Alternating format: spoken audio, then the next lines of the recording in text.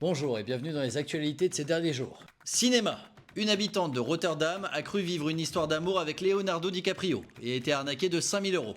En même temps, elle aurait pu se rendre compte de la supercherie vu qu'elle avait plus de 20 ans. Bravoure. Deux pizzaiolos à Cannes ont réussi à sauver des habitants d'un immeuble en feu. Malheureusement, ils se sont retrouvés avec la peau totalement brûlée. Ah non, pardon, on me dit dans l'oreillette qu'il s'agit de la peau naturelle des habitants de Cannes. Cinéma. Gérard Depardieu a été condamné à 18 mois de prison avec sursis pour agression sexuelle sur deux femmes. Il a déclaré qu'il ignorait la définition légale d'une agression sexuelle.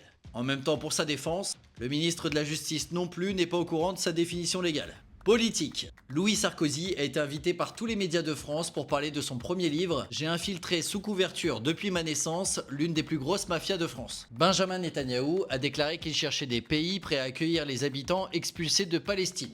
En même temps, si ça continue, un appartement parisien ça suffira largement à accueillir tous les habitants restants.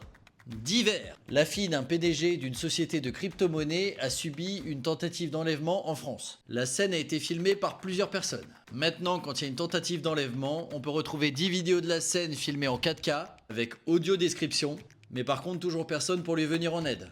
Flash. Un léger séisme a fait trembler le sol près d'Avignon.